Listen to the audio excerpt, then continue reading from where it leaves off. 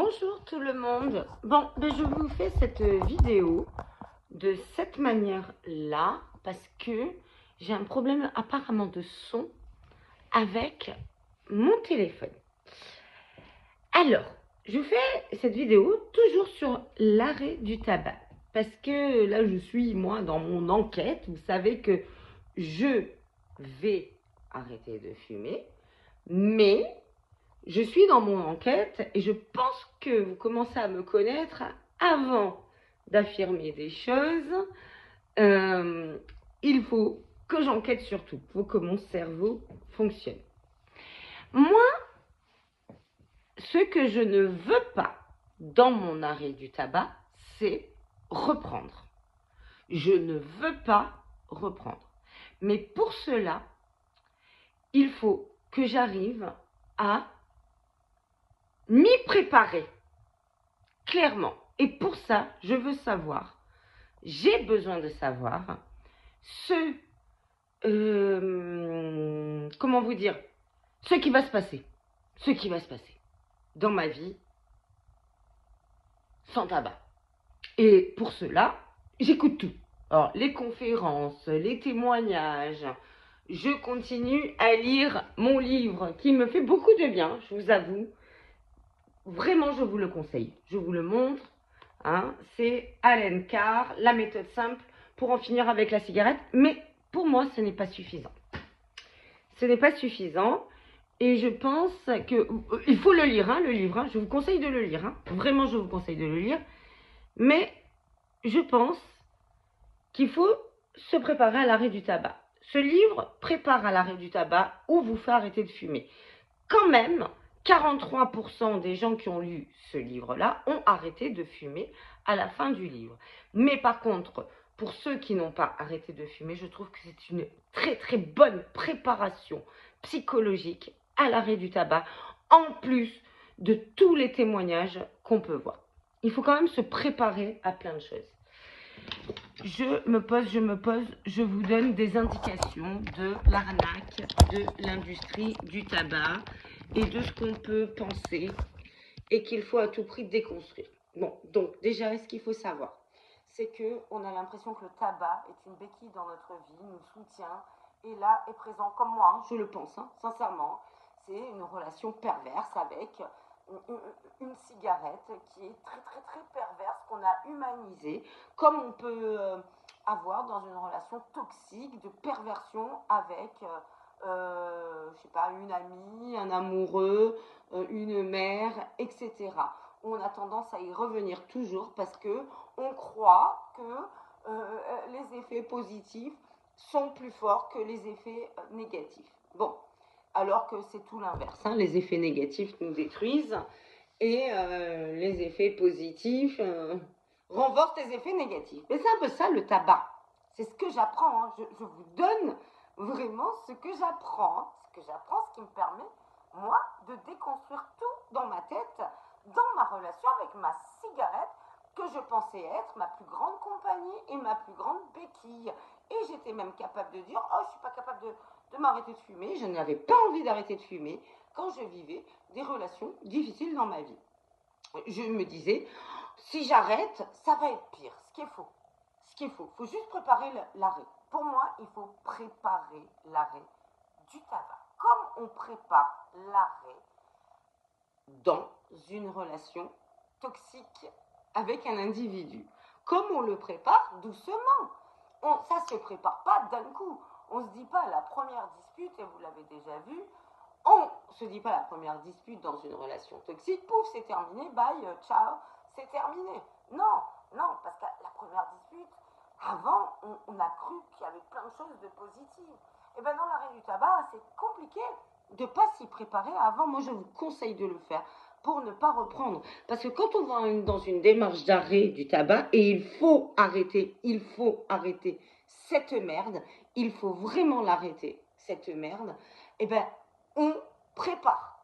Parce qu'autrement, on risque d'y replonger. Ce qu'il faut comprendre, c'est que quand on fume une cigarette,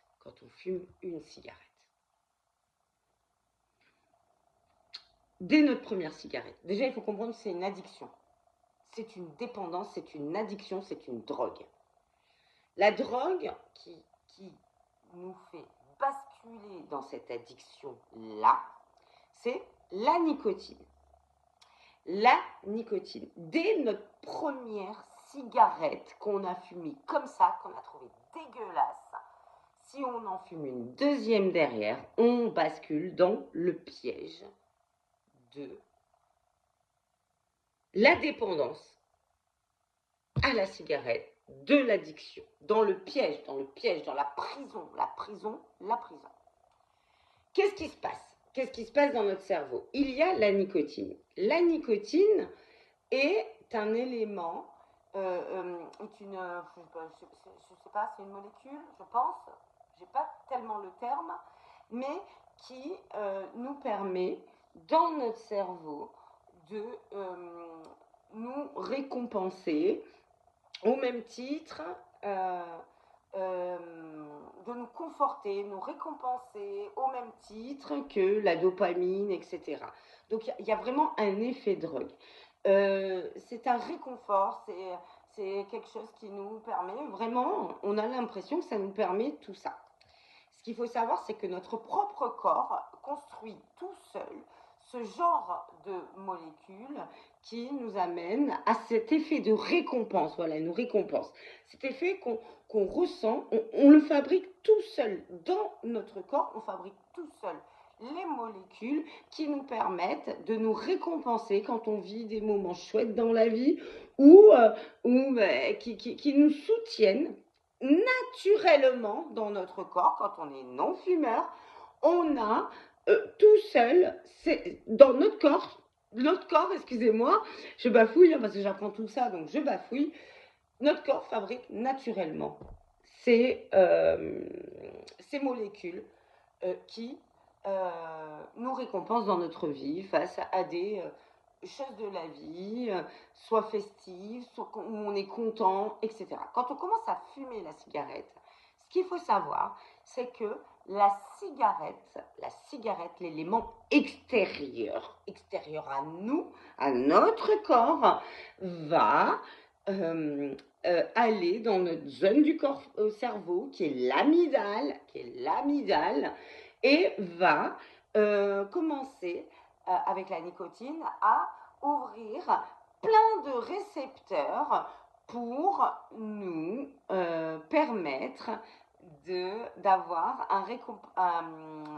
une sensation de récompense dans notre corps. Et vu que notre corps est feignant et constate qu'on prend de l'extérieur une substance qui ouvre ces récepteurs. Il y a des récepteurs nicotiniques qui se mettent sur notre amygdale, les zones du cerveau émotionnel, notre amygdale. Ils vont se mettre en place. Notre corps ne fabrique plus les molécules qui nous permettent de nous réconforter ou de nous récompenser face à certains de nos comportements qui ont besoin d'être réconfortés ou récompensés. Est-ce que vous comprenez? Je ne sais pas si je m'explique bien, mais au départ, quand on est non-fumeur, le corps fabrique tout ça tout seul. Quand on devient fumeur avec ne serait-ce qu'une cigarette, eh ben, le corps devient feignant et dit bon, ben, elle a pris une substance extérieure, j'ai plus besoin de donner des hormones pour récompenser, réconforter. Donc, du coup, ça va créer, le corps va s'arrêter et c'est la cigarette qui va prendre le relais pour fabriquer ces petits récepteurs nicotiniques qui vont être alimentés par la fumée, la nicotine de la cigarette et qui vont nous permettre de se sentir soit apaisé, soit encore plus heureux, soit plus euphorique, bon plus mais pas non plus énormément plus, mais mine de rien, c'est ce qui se passe dans notre corps. Donc en fait, on est en train progressivement avec la cigarette de utiliser une substance qui est un poison, je tiens à vous le dire, c'est un poison, on commence à devenir dépendant. À la cigarette, il en suffit que d'une pour fabriquer ces récepteurs nicotiniques dans notre amygdale, zone du cerveau des émotions. Ok? Donc, on en est là. Hein. Pour l'instant, j'en suis un peu là dans mes lectures. Ce que je sais, bon, pour le coup, que en fait, plus on va fumer de cigarettes, même pas plus, si on devient un fumeur, même si on fume 3 cigarettes par jour, en fait, on reste dépendant à la cigarette. Même 3. La dernière fois, j'étais avec une patiente au téléphone, je lui dis, moi, je suis en train d'essayer d'arrêter de fumer. Je ne sais même pas d'essayer, je veux arrêter de fumer. Je me prépare à arrêter de fumer. Et elle me dit, mais moi, ça fait des années, j'en fume que 3 par jour. Avant, moi, je lui disais, bon, 3, ça va pour la santé. Oui, les médecins vont dire 3, ça va. Mais maintenant, les médecins, ils disent même pas 3. Enfin, les vrais, ceux qui sont spécialisés dans la tabacologie. Oui, évidemment, on prend moins de goudron, on prend moins de conneries, de poison, mais on reste dépendant. Et malgré ces 3, quand on n'en a plus dans son paquet de cigarettes, elle va au bureau de tabac acheter sa nicotine. Donc ça veut dire que notre corps ne se régule pas tout seul pour instituer des situations de stress, pour nous réconforter quand on est face au stress, ou pour nous récompenser quand on est face à des moments super dans notre vie. D'ailleurs, on le remarque, le fumeur qui soit en stress ou qui soit dans des moments festifs où il est heureux, il va sortir sa cigarette. Pourquoi? Parce que le corps n'est plus capable, vu qu'on a mis cette fameuse cigarette, la première, il n'en faut qu'une par jour. Hein, pour ça, et pour le coup, notre corps ne fabrique plus tout ça. Donc, évidemment, il faut aller au sevrage tabagique. Il faut pas se dire qu'il faut diminuer, il faut se dire qu'il faut arrêter la cigarette pour aller vers une forme de liberté de notre corps, c'est-à-dire couper cette relation toxique qui est la cigarette de l'extérieur. Attendez, je crois que j'en ai une sous le coude. Voilà, il faut couper cette relation toxique avec ce truc-là, cette merde-là, pour pouvoir être indépendant et libre. D'accord?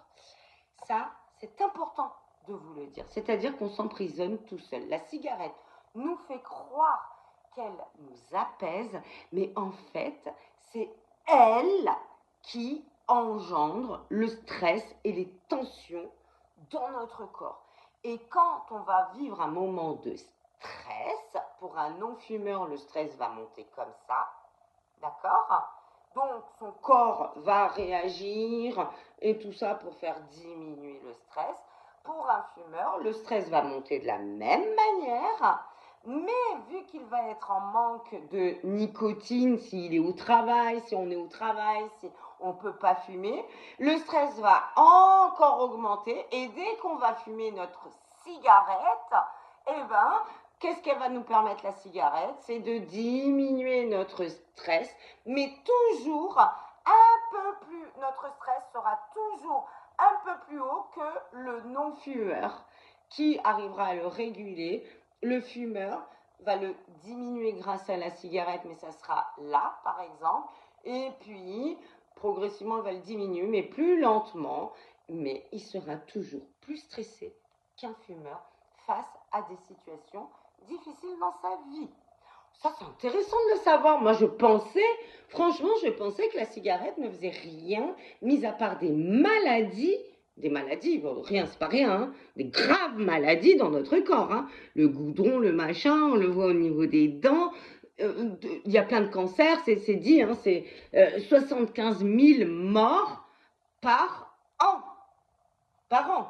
75, c'est le plus haut, d'accord, d'un truc qu'on peut enlever nous-mêmes, dont on est responsable.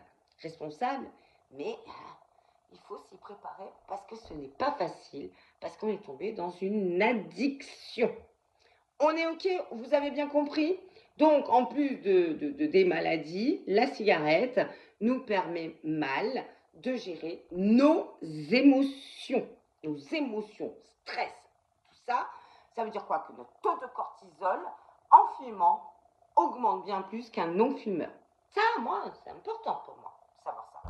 En plus des problèmes que je peux avoir au niveau de mes dents et tout ça. Et c'est pas rien. Mine de rien, quand on commence à avoir des dents qui ont ce truc-là, ça veut dire que dans notre corps, il y a pas mal de goudron et de problèmes. Bref, quoi qu'il en soit, moi, je ne veux pas souffrir de l'arrêt de la cigarette parce que je n'ai pas envie de vivre cette souffrance comme beaucoup de témoignages qui ont arrêté du jour au lendemain sans savoir les tenants et les aboutissants. Moi, personnellement, là, j'ai commencé vraiment à diminuer ma consommation de cigarettes. Mais quand je dis vraiment, c'est vraiment. Mais je me prépare à éviter, parce que quand on commence à diminuer, quand on commence à arrêter comme ça spontanément, il se passe plein de choses dans notre corps. Et franchement, j'ai pas envie de vivre. Je n'ai pas envie de vivre l'arrêt du tabac. Ça, je l'ai très peu vu dans les témoignages, mais il faut s'y préparer. J'ai très peu vu. J'ai vu plein de trucs, mais je ne l'ai pas encore bien vu. Je trouve que le livre d'Alan Carr est très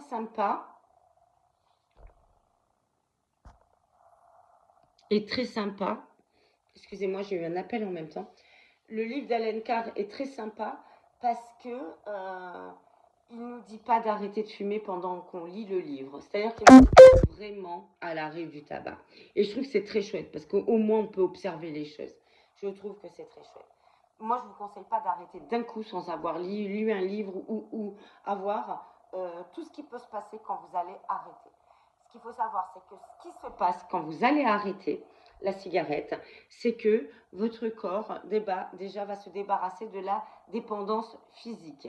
C'est pas énorme, la dépendance physique à la nicotine. C'est pas énorme, mais elle a le mérite d'être là quand même. Donc, elle a le mérite d'être là, donc il faut en être informé. Il faut en être informé. C'est-à-dire que les premiers jours, les 3-4 premiers jours, vous allez être avec des symptômes. Ces 3-4 premiers jours, la première semaine déjà ça va mieux. Donc ça veut dire qu'il faut que vous soyez quand même prêt mentalement à vous dire pendant une semaine, ça va être compliqué. Ça va être compliqué. Une semaine. C'est pour vous libérer de la dépendance à la nicotine. D'accord? Ça va être compliqué. Ça veut dire quoi? Ça veut dire qu'il va y avoir... bon, déjà, psychologiquement, vous allez avoir tout le temps envie de fumer, c'est sûr, dès le matin. Toutes vos habitudes, je ne sais pas si vous buvez du café le matin, eh ben, c'est associé à la cigarette. Si après un repas, vous avez besoin de fumer, eh ben, le repas est associé à la cigarette. Si quand vous êtes en voiture, d'habitude vous fumez, eh ben, ça va être conduire égale association à la cigarette. Si, quel que soit vos trucs, ça va être le plus difficile. Le plus difficile, pour moi, ça va être les habitudes. Dans ce que j'ai pu lire, c'est vraiment les habitudes au début de l'arrêt du tabac. C'est pour ça qu'il faut en être vraiment informé parce que le pire, c'est le psychologique. C'est de se dire, ah mince, là je prends mon café et d'habitude, café, association du goût du café, association de la clope. Je prends ma voiture, je fais un trajet, association du trajet, association de la clope. De cette merde, d'accord? Je suis heureux. Ah, j'ai envie de prendre une cigarette. Je bois un apéritif, je pense à la cigarette. Ça va être le plus compliqué. Au-delà de ça, il va y avoir des symptômes physiques pendant au moins 15 jours, mais qui diminuent franchement dans la quinzaine. Symptômes physiques, ça va être grande fatigue. Bon, peut-être pas pour tous, mais dans les témoignages quand même, il faut penser à la fatigue. Il va y avoir beaucoup de glaires qui vont sortir de vous parce que vous êtes en train de vous désintoxifier. C'est-à-dire, ça voudra dire que vos poumons rejettent les toxines, la merde. Vous allez, la nuit, transpirer beaucoup. Normal, vous évacuez les toxines. Donc, soyez au courant. D'accord? Vous risquez de faire des bronchites. Moi, je sais que j'ai arrêté de fumer quand j'ai été enceinte. C'est là où je suis tombée le plus malade. J'ai fait des bronchites, etc. Je me disais, punaise, j'arrête de fumer, c'est là que je fais des bronchites. Alors d'habitude, je suis jamais malade. Bon, ben là, vous risquez d'en faire. Et c'est comme ça. Ça veut dire que votre corps est en train d'évacuer toutes les toxines, tout le poison que vous avez au fond de vous. Au bout de déjà 15 jours, 3 semaines, il y aura plus tout ça. Vous allez commencer à respirer beaucoup mieux. Au départ, non, vous allez tousser, vous allez tout ça. Il faut être informé. Vous risquez même d'avoir des vertiges. Moi, depuis que j'ai diminué, je transpire beaucoup plus la nuit Et je commence même des fois à avoir des vertiges. De vertiges, je me dis, mais comment ça se fait que j'ai ces vertiges-là? Ça vient simplement du fait que je donne moins de nicotine à mon corps. Vraiment, beaucoup moins. Moi, c'est divisé par 10. Divisé par 10. Donc ça, il faut quand même vous préparer à tout ça. Et au-delà de ça, il va falloir, dans votre préparation, commencer à changer vos habitudes. Vos habitudes. Bon, déjà, bien sûr, si vous lisez le livre d'Alan Carr et que vous regardez tout ce qu'il y a sur les informations que vous pouvez avoir sur YouTube, vous allez obligatoirement diminuer votre cigarette. Vous allez la regarder d'une autre manière. Vous allez, elle est où? Je ne sais pas, bon, j'en ai qu'une. Vous allez la regarder d'une autre manière, votre cigarette. Vous allez sentir qu'elle pue, vous allez sentir que c'est dégueulasse, vous allez sentir tout ça. Et donc, du coup, vous préparez tout ça. Moi, je vous conseille, moi, le matin, je buvais du café. Maintenant, je ne bois plus de café le matin. Je bois du thé. Du thé. Ça me donne moins l'envie d'associer la cigarette au thé. Quand je conduis, je ne prends pas de cigarette, évidemment. Je ne vais pas aller au bureau de tabac en prendre. Mais je commence progressivement à changer quand même des habitudes qui s'associent à la cigarette. Même si je sais que j'ai encore mes cigarettes habituelles. D'accord? Je prépare ma séparation avec cette fameuse cigarette. C'est-à-dire, je sais qu'elle est encore là. Je sais que je n'ai pas décidé encore de dire c'est arrêt total, mais je vais vers là. Mais je me dis, je vais prendre un repas et là, je vais pas fumer ma cigarette. Même si je sais qu'elle est là, je peux la prendre, mais je décide mentalement de ne pas la fumer. Je sais qu'elle est là. Je me dis pas, je suis en arrêt total, j'y ai pas droit. Non, je me contrains pas. Je sais qu'elle est là, mais je me dis, je commence à me préparer à ne plus fumer dans ma voiture, à ne moins boire de café, ou alors si je bois un café, je décide de me dire, je vais boire mon café et je vais goûter mon café sans la cigarette. Je change mes habitudes avec la cigarette, même si elle est toujours là. Je me prépare à ça. À ça. Je me prépare. Mais vraiment à ça. Je dis pas, des fois je craque encore, parce que je ne suis pas encore dans l'arrêt total, j'y vais. Mais je commence à de moins en moins craquer. Tout en continuant mon livre. Objectif, arrêt du tabac. Les substituts nicotiniques nous rendront toujours dépendants, mais bon, si on en a besoin, prenez-en. Moi, j'ai envie de dire que quand on a mon âge, quand on n'est pas malade, quand tout ça, autant préparer son truc sans substitut, ne serait-ce que par la cigarette électronique, franchement, qui a de la nicotine. L'objectif, c'est de ne plus être dépendant à la nicotine. Parce qu'on pourrait mettre du goudron dans une cigarette sans nicotine, on ne serait pas dépendant. Donc l'objectif, c'est d'enlever la dépendance pour ne plus toucher à une seule cigarette. Allez, voici ma réflexion. Je vous laisse y réfléchir et je reviendrai vers vous quand j'aurai d'autres informations. En tout cas, je vous embrasse très fort et je vous accompagne. Et accompagnez-moi aussi dans mon arrêt du tabac. Mais commencez à vous y préparer pour ne surtout pas replonger et vous dire en voyant un bureau de tabac, oh là là, j'aimerais trop. Moi, j'aimerais arriver à me dire, quand je vois quelqu'un qui fume ou quand je vois un bureau de tabac, je me dirais, j'ai envie d'arriver à me dire, oh putain, quand je vois quelqu'un qui fume, oh le pauvre, que ça doit être dégueulasse. Quand je vois un bureau de tabac, me dire, punaise, mais pourquoi encore ça existe, ce poison-là? Pourquoi on l'enlève pas? Mais quel business de merde pour tous nous intoxiquer et nous empoisonner. Je veux en arriver là. Et ne pas me dire en voyant un bureau de tabac comme quand j'étais enceinte, parce que je l'ai fait brutalement, mon arrêt enceinte. Oh waouh! Ou quand de sentir l'odeur d'une cigarette de quelqu'un qui fume et me dire oh j'aimerais trop. Bon, j'avais le bébé dans le ventre, je le faisais pas parce qu'il y avait mon bébé, mais maintenant je le fais pour moi et pour y arriver définitivement, je veux en arriver là. Allez, je vous laisse réfléchir à tout ça. Je vous embrasse fort. Si vous avez aimé cette vidéo, vous pouvez liker, commenter, partager. Et si vous me voyez pour la première fois, il y a plein de vidéos sur les relations toxiques, entre autres et plein d'autres choses. Eh bien, abonnez-vous. Je vous embrasse très très fort. Bisous.